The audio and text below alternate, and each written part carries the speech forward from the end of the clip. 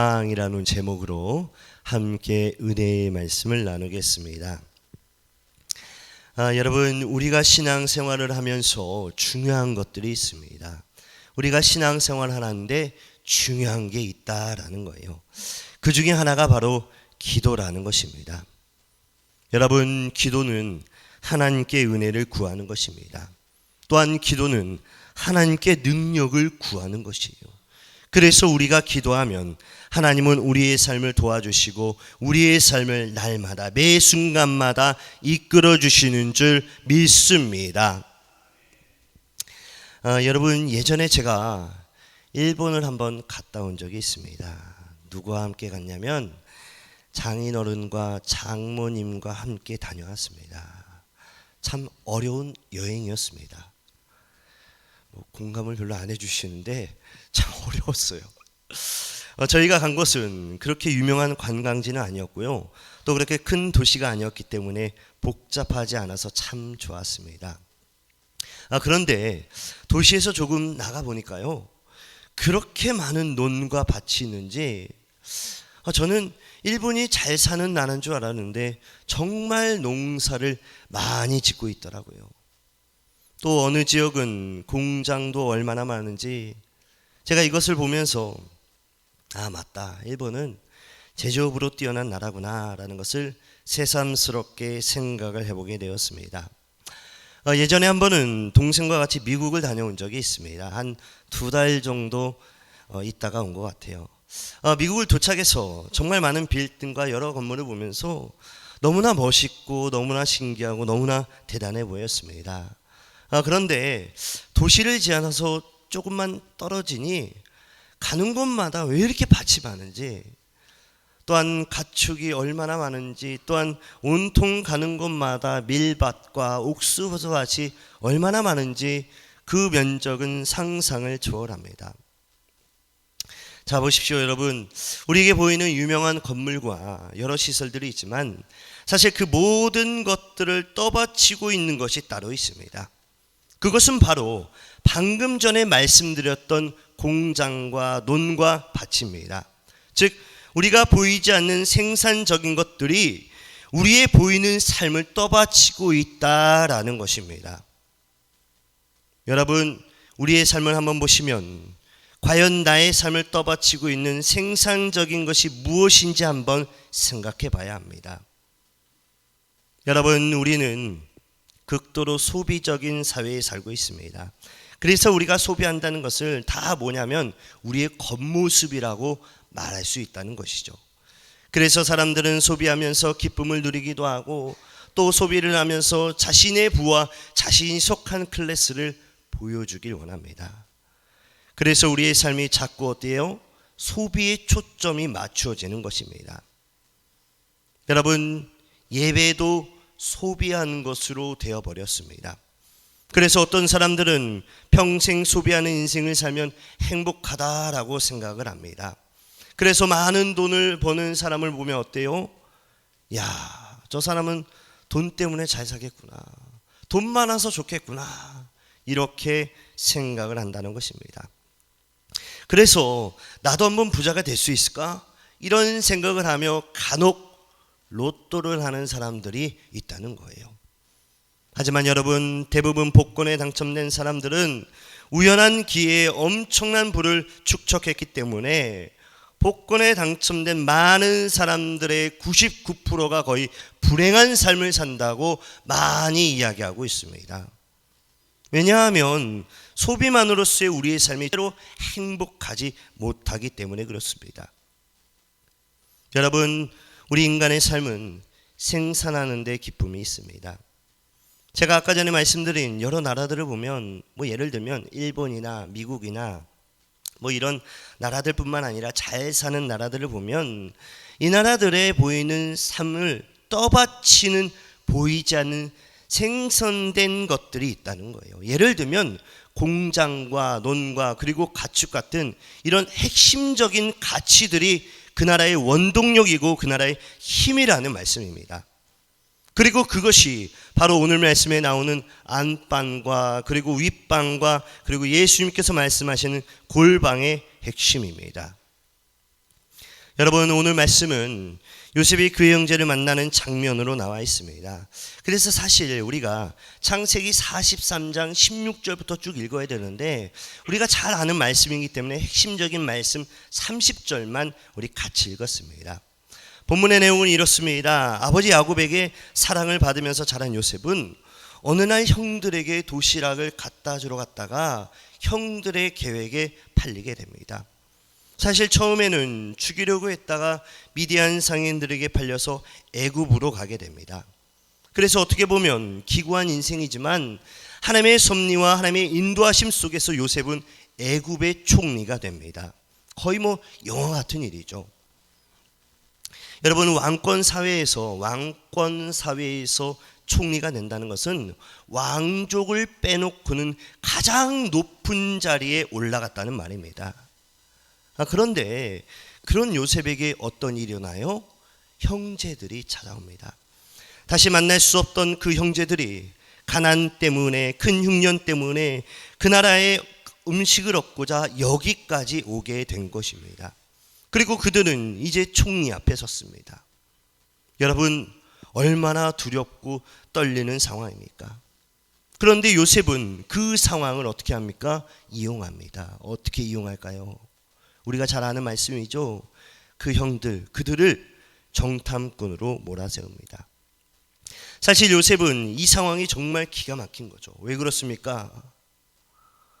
어떻게 형들이 나에게 와서 음식을 구우고자 내 앞에 엎드려 있는가? 이게 뭐예요? 바로 요셉이 어렸을 때 꿈꿨던 것들이 다 지금 이루어지고 있다는 것이죠. 다시 말씀드리면 모든 집단들이 자기에게 절하던 그 꿈이 생각나면서 이 상황을 이용해서 자기 동생 베냐민을 보기 원했던 것입니다. 그래서 정탐꾼으로 몰아세웠고, 그리고 요셉은 형들에게 이런 말을 합니다. 너희들이 만약에 정탐꾼이 아닌 걸 증명하려면 너희가 있다고 하는 그 막내 동생을 데리고 와라. 그 대신 시므온을 인질로 잡아두겠다라고 말합니다. 그래서 모든 형제들이 다시 가나안으로 들어가 아버지 야곱에게 이 모든 사실을 이야기합니다. 사실 어떻게 보면 야곱은 말도 안 되는 상황이죠. 왜 그렇습니까? 먼저 아들 요셉도 잃어버렸는데 이번에는 베냐민까지 데려오라 하니 억장이 무너지는 소리라는 것이죠. 여러분, 그렇게 한바탕 소동을 펼친 다음에 베냐민을 데리고 오늘 본문이죠. 요셉 앞에 데리고 왔습니다. 여러분, 이 가운데 요셉은 벌써 몇 번이나 우는지 몰라요. 먼저 아버지의 소식을 물어보고 아버지가 살아있다는 소식에 요셉이 울었을 거예요. 그리고 형제들을 보고 울었을 것입니다. 그리고 오늘 말씀에 나오죠. 베냐민을 보고 참았던 울음을 감출 수 없었습니다. 여러분, 울음도 참을 수 있는 울음이 있고 참을 수 없는 울음이 있습니다. 저도 아이를 키워보니까요, 제가 가끔씩 아이를 혼낼 때 제가 오해를 해서 혼낼 때도 있습니다. 제가 잘못 알아듣고 오해해가지고 혼낼 때가 있어요. 그럴 때 이 아이는 답답해서 억울해서 속상해서 크게 웁니다. 이와 같이 아무리 그치려고 해도 그쳐지지 않는 울음이 있는데 그게 바로 터져버린 거예요. 오늘 본문 말씀을 보시면 베냐민을 만나는 장면이 29절에 나와 있습니다. 우리 한번 같이 읽겠습니다. 29절입니다. 시작. 요셉이 눈을 들어 자기 어머니의 아들 자기 동생 베냐민을 보고 이르되 너희가 내게 말하던 너희 작은 동생이 이 아이냐? 그가 또 이르되 소자여 하나님이 내게 은혜를 베푸시기를 원하노라. 아멘. 여러분, 요셉은 더 이상 말하지 못합니다. 그래서 30절을 보시면 뭐라고 나오고 있어요? 30절에 사랑하는 마음이 복받쳐서 급히 울 곳을 찾아 안방으로 들어와서 울고 라고 말하고 있어요. 급히 울 곳을 찾아 안방으로 들어와서 울고 라고 말씀하고 있죠. 그리고 요셉은 남들이 볼 수 없는 곳, 그리고 울어도 들리지 않는 곳, 바로 자신의 안방으로 들어가서 한참을 운 뒤 얼굴을 씻고 다시 밖으로 나옵니다. 여러분, 울고 나서 얼굴 씻으면 티가 안 나나요? 나죠, 그죠? 많이 운 다음에 아무리 얼굴을 많이 씻어도 어때요? 다 운 게 티가 납니다. 다 온 게 티가 나요. 오늘 말씀해 보시면 이 안방은 영어 성경으로 보면 private room이라고 나와 있습니다. 영어 성경에는 private room이라고 나와 있어요. 여러분 이것이 무슨 뜻이냐면 사적인 공간이고 사생활이 보장되는 방이라는 거예요. 그러면 여러분 이 안방이라는 것은 어떤 곳입니까? 우리가 생각하는 안방이 어떤 곳이죠? 뭐 사람마다 뭐 다 다르게 생각할 거예요. 그죠? 그래서 저는 오늘 이 안방에 대해서 함께 묵상하며 나아가기 원합니다. 여러분 요셉이 아무리 성공했어도 애굽이라고 하는 사회에서는 이방인입니다. 무엇보다 그가 하나님을 섬기는데 왕을 신으로 섬기는 이 애굽 나라에서는 사실 하나님을 섬기는 것은 굉장히 위험하고 굉장히 어려운 일입니다. 예를 들면 이런 것이죠. 여러분 요셉이 제단을 쌓았습니까? 그 애굽에 있을 때 제단을 쌓았나요? 아니면 요셉이 제사장을 두고 예배를 드렸습니까? 그러면 어떻게 요셉은 하나님께 예배하며 하나님께 기도했을까요? 저는 그 답을 안방이라고 생각합니다. 여러분 오늘 이 안방은 말씀의 상황을 보시면 울어도 사람이 들을 수 없는 곳이었습니다. 그렇기 때문에 여기에 들어간 거죠. 다시 말씀드리면 내가 통곡하여 울어도 아무도 들을 수 없는 곳이기 때문에 요셉은 이곳에 들어가서 울었다는 거예요. 그렇다면 아마도 요셉은 평소에 그가 하나님께 예배하기 위해서 하나님께 간절히 기도하기 위해서는 이 안방에 들어가지 않았을까라는 생각을 해보게 됩니다. 뭐 남들이 보기에는 성공한 외국인 또한 높은 총리의 직분까지 올라갔지만 그에게 있어서 정말 소중한 것은 세상에서 얻은 총리의 옷과 총리의 관과 총리의 지위가 아니라 요셉에게는 여전히 소중한 것이 바로 안방이었다는 거예요. 즉 그 방에 가서 하나님께 예배하고 하나님께 기도하고 하나님께 더욱더 나아갔다는 것입니다. 여러분 저는 이 본문을 묵상하다가 이런 생각이 들더라고요. 아 요셉이 이 방에 들어가서 하나님 앞에 참 많이 울었겠구나. 이 방에 들어가서 하나님 앞에 참 많이 무릎 꿇고 기도했구나 라는 것을 좀 제가 느낄 수 있었습니다. 여러분 어려울 때 힘들 때 또한 외로울 때 괴로울 때 특별히 답답할 때 내가 들어가서 하나님을 만날 수 있는 곳 그것이 바로 안방이었고 그것이 바로 요셉을 받쳐주고 있었다는 것입니다.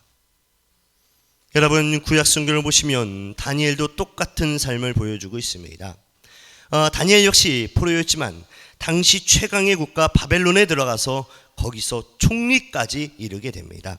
그래서 요셉과 다니엘을 보면 아주 흡사한 면이 많다는 거예요. 그리고 또한 비슷한 면이 뭐냐 하면 바로 방이 있었다는 것입니다. 여러분 요셉에게는 안방이 있었다면 다니엘에게는 무슨 방이 있었을까요? 네, 바로 윗방이 있었습니다. 그래서 다니엘서 6장을 보시면 모든 사람들이 왕이 아닌 어떤 곳에든지 절하거나 섬기면 너는 죽는다, 사자굴에 들어간다 이런 말을 했을 때 다니엘은 그런 협박에 굴하지 않고 자기 윗방에 올라가서 창문을 열고 하나님께 매일매일 기도했습니다. 그러나 사실 우리는 어떻습니까? 다니엘의 총리의 모습만 보면 좋아 보여요. 그죠? 그의 단편적인 모습만 보면 좋아 보입니다. 그러나 그 안에 다니엘을 받쳐주고 있는 것이 뭐냐라는 거예요. 다니엘을 유지시켜주고 다니엘을 그렇게 승승장구시켜주는 게 뭐냐라는 것입니다. 다시 말씀드리면 그의 삶을 붙잡아주고 있는 권력과 화려한 옷과 화려한 관과 화려한 직위와 그리고 그가 갖고 있는 모든 것들이 다니엘을 받쳐주고 있는 것이 아니라 사실 다니엘을 받쳐주고 있는 것은 바로 윗방이었다는 것입니다. 여러분 신약성경에 오시면 예수님도 그렇습니다. 여러분 예수님께서는 산상수훈을 통해 기도에 대해서 가르치면서 골방이라는 단어를 사용하셨습니다. 오늘 본문이죠. 그래서 마태복음 6장을 보시면 사람에게 보이려고 회당이나 큰 거리에 서서 기도하지 말고 즉 기도를 어떻게 하라는 거예요? 보이기 위해서 하지 말라는 거예요. 그러면 여러분 보이기 위해서 하는 건 무엇일까요? 그것은 바로 소비적인 것이죠. 그래서 생산적인 기도를 하라는 거예요. 다시 말씀드리면 응답받는 기도를 하라고 지금 말씀하고 있습니다. 그러면 여러분, 응답받는 기도의 핵심 무엇입니까? 네, 바로 하나님 앞에 홀로 서는 것입니다. 그게 생산적인 기도라는 거예요. 여러분, 우리의 삶 가운데 어려운 일이 옵니다. 그러면 여러분, 그런 삶 가운데 여러 사람들에게 다니면서 나의 고민을 이야기하지 말고 홀로 하나님 앞에 나와 기도하는 우리 귀한 성도님들이 되시기를 간절히 축원합니다. 그래서 마태복음 6장 6절에 보면 이런 말씀이 있습니다. 같이 읽겠습니다. 시작. 너는 기도할 때 내 골방에 들어가 문을 닫고 은밀한 중에 계신 내 아버지께 기도하라. 은밀한 중에 보시는 내 아버지께서 갚으시리라. 아멘. 여러분, 본 말씀을 보시면 골방에서 하나님께 기도하면 하나님께서 들어주신다는 거예요. 즉 하나님께서 응답해 주시는데, 본문을 다시 보시면 갚으시리라, 갚아주신다라고 말씀하고 있어요. 여러분, 이 본문을 영어 성경을 보면 뭐라고 나오냐면 리워드라고 나옵니다. 리워드라고 나와요. 여러분, 리워드가 뭐냐면 상을 준다라는 개념이에요. 상을 준다라는 거예요. 그래서 골방에서 기도하면 어떻게 한다는 거예요? 하나님께서 너를 갚아주신다. 너의 상황 가운데 모든 상을 주신다라는 것입니다. 그래서 오늘 말씀의 요셉은 그가 안방에서 하나님께 기도했을 때 하나님께서 그의 기도를 들어주신 줄 믿습니다. 여러분, 오늘 우리가 만난 이 안방은 사실 요셉이 조용히 숨어 들어간 아무도 모르는 곳입니다. 우리가 곰곰이 생각해보면, 요셉을 좀 생각해보면 총리의 삶을 산다는 것은 쉽지 않았을 거예요. 그죠? 총리로 산다, 쉽지 않았을 거예요. 왜 그렇습니까? 총리로 살면 이럴 것 같아요. 맨날 사람들 사이에 둘러싸여 있을 것 같아요. 그를 지키는 군인도 있고 그를 도와주는 하인도 있었을 거예요. 또한 그 옆에는 매일같이 대신과 신하들이 끊임없이 계속해서 여러 이야기를 하면서 같이 있었을 것입니다. 그런데 그런 삶 속에서 그는 전적으로 안방에 들어가 나의 삶을 떠받칠 수 있는 영적인 힘을 얻게 된 것입니다. 그래서 그의 형제를 만났을 때도, 그 동생을 만났을 때도 여기 들어가서 울고 나왔다는 거예요. 여러분, 우리가 멋진 옷만 보면 이 삶이 좋다고 단정 지을 수 없습니다. 여러분, 사실 우리 그리스도인 중에, 예수 믿는 사람 중에 흔히 하나님께 큰 축복을 받은 사람, 이 사람들의 삶을 우리가 정확히 알지 못하지만 확실한 것은 그 사람들 내면 속에, 그 뒷면 속에는 오늘 말씀과 같이 기도가 있었다는 거예요. 나 혼자 홀로 서 있는 그런 무릎의 기도가 있었다는 것입니다. 여러분, 우리 그리스도인들은 근본적으로 생산하는 사람들이 되어야 합니다. 그것이 하나님께서 우리에게 맡겨주신 줄 사명이라는 것이죠. 그래서 우리는 다 눈물로 씨를 뿌리는 사람이 되어야 한다는 거예요. 더 나아가서 눈물로 씨를 뿌릴 때 하나님께서 우리의 모든 씨앗을 좋은 열매로 맺어주신 줄 믿으시기 바랍니다. 여러분, 저는 가끔씩 우리 성도님들에게 어떻게 하면 더 편하게 드릴까 이런 고민을 해봅니다. 그러다가도 편한 것이 오히려 위험할 수 있겠구나, 편한 것이 오히려 죄가 될 수 있겠구나라고 생각을 갖습니다. 제가 외국에 있을 때 아주 잘 지은 교회를 보면, 아주 멋있는 교회를 보면 너무너무 좋아 보여서 너무너무 편했습니다. 그래서 모든 것들이, 성도들이 와서 영상 예배를 드리거나 아이들끼리 파티를 하거나 여러 가지 교제를 하거나 모든 면에 있어서 그렇게 잘 지을 수 없었다는 것이죠. 그런데 그런 것들을 생각하다가도 다시 마음을 잡습니다. 왜냐하면 우리는 지금 예배자로 온 것이기 때문에 그렇습니다. 즉 예배자로 왔다는 것은 여기에 소비자로 있다는 말이 아니라는 거예요. 예를 들어 좋은 찬양을 듣고, 여러분 오늘 성가대 찬양이 얼마나 좋습니까? 그죠? 매주 듣는데 저는 너무너무 좋습니다. 그런데 이 좋은 것을 듣고 끝나는 것이 아니라는 거예요. 다시 말씀드리면 우리가 소비자의 관점에서 이 자리에 앉아 있다면 좋은 거 구경하고 좋은 말씀 듣고 그냥 가는 것입니다. 여러분, 우리가 소비자의 관점에서 이 자리에 앉아 있으면 또 어떨까요? 아, 오늘 예배 별로다, 이럴 수 있다는 거예요.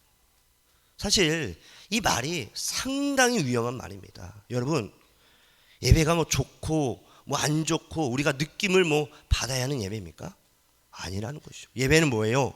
하나님께 드리는 거예요. 여러분, 교회가 사실 그렇지 않습니까? 여기에 그냥 온 게 아니라는 거예요. 여러분, 하나님의 자녀는 소비자가 아니라 예배자인 줄 믿습니다. 그래서 여기는 편하고자 만든 자리가 아니라 여기가 안방이고 여기가 윗방이고 여기가 골방이라는 사실을 믿으시기 바랍니다. 그래서 여러분, 우리가 어떻게 해야 되냐? 아까 전에 보시면 마태복음 6장에 나오죠. 예수님께서 뭐라고 말씀하십니까? 회당이나 큰 길가에 가서 소리 지르면서 기도하지 말라는 거예요. 제가 이 드리는 말씀은 뭐 교회 와서 소리 지르면서 기도해라, 뭐 남들이 보기 위해서 그걸 말하는 게 아닙니다. 이게 무슨 말이냐면 그 사람의 마음을 말하는 거예요. 여러분, 우리 교회는 이런 분이 없지만 가끔 다른 교회 가면 이런 분들이 있습니다. 내가 이만큼 훌륭한 사람인데 내가 이런 대접을 받아야 돼? 아, 교회가 이 정도밖에 안 돼? 내가 어떤 사람인데? 이렇게 생각을 한다면 여러분, 이 사람은 소비자라는 거예요. 소비만 하고 나아간다는 거예요. 그러면 아무런 은혜가 없다는 거예요. 아무런 기도 응답을 받지 못한다는 것입니다. 그러나 여러분, 오늘 예배를 통해서 우리가 눈물로 나아간다면 우리의 복된 장소가 하나님께서 날마다 더해 주시는 줄 믿으시기 바랍니다. 말씀을 마무리하겠습니다. 건축가 승효상 씨의 묵상이라는 책이 있습니다. 이 책의 내용 중에 이런 내용이 나옵니다. 저도 몇 주 전에 어떤 우리 친구 목사님한테 이 글을 받았는데요, 읽어보니까 참 마음이 와닿더라고요. 제목은 기도와 노동입니다. 제가 읽어드리겠습니다. 기도와 노동, 바로 내 어머니다. 아버지를 따라 월남하여 부산에 정착한 어머니는 평생을 기도와 노동에 몰두한 삶을 사셨다. 올해로 96세의 구령이지만 지금도 눈이 오나 비가 오나 교회 새벽 제단을 찾는 일을 거르지 않으며 틈만 나면 무릎 꿇고 기도하신다. 그리고 늘 몸을 움직이며 뭔가를 하신다. 내 어릴 적 아버지가 사업에 실패하고 집 떠나 계신 동안의 어머니는 그 작은 몸을 부단히 움직이며 우리 집의 집안을 끝내 지키셨다. 여러분, 누가 지킬 수 있는 힘이 있습니까? 그것은 바로 기도와 노동이에요. 이게 무슨 말이냐면, 여러분, 우리의 삶 가운데 어려운 일이 있어요. 그죠? 분명히 있습니다. 예를 들면 회사의 일도 있고, 아니면 인간 관계에 대한 일이 있고, 아니면 자녀에 대한 일이 있고, 아니면 건강에 대한 어려운 일이 있습니다. 그런데 이런 어려운 일이 있을 때 우리가 뭐 합니까? 기도합니다. 그죠? 기도를 해요. 그런데 여기서 중요한 게 있어요. 여러분, 기도하면 응답을 받습니다. 그런데 기도 응답을 더 확실히 받으려면 우리가 기도한 다음에 뭐 해야 된다는 거예요? 움직여야 된다는 거예요.